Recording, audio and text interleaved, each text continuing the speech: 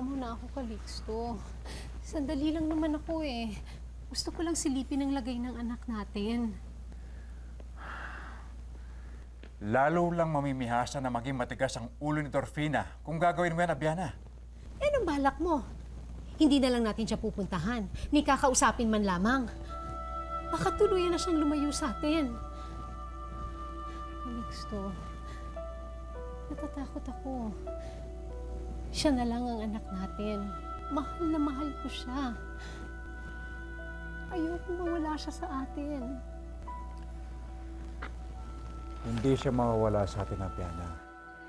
Hindi ko hayaan mangyari yun.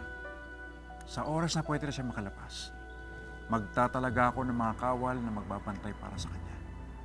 Hindi natin siya hahayaang mag-isa.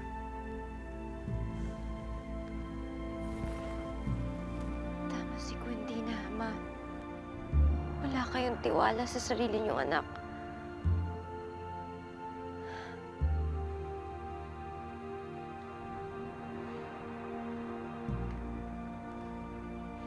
Sana mapatawad niyo ako, Ama. Ina. Pero kailangan kong gawin to.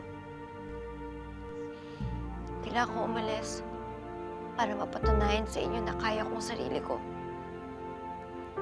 Para mapagmalaki niyo ako bilang anak.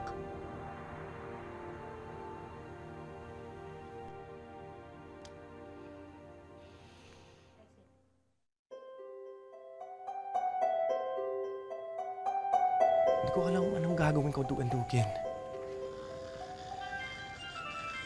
Ano naman?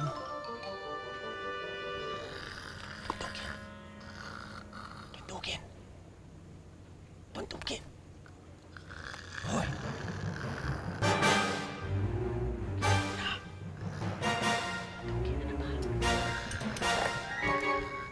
Dorfina?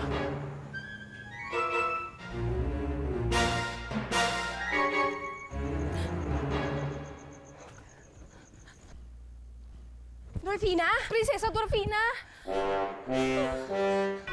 Nakatakas siya! Ikaw kasi ba't may iniwan yung susi? Kaya pala gumaan yung pakiramdam ko. Napakapabaya mo naman, Camila. Ano nang gagawin natin ngayon? Sa akin pinagkatiwala ng hari ang susi, malalagot ako. Baka madamay pa ako dun sa pagkapabaya mo eh. Kung hindi na maghanap pa tayo. Maghanap ka! Prinsesa Dorfina! Dorfina? Prinsesa Dorfina! Prinsesa Dorfina!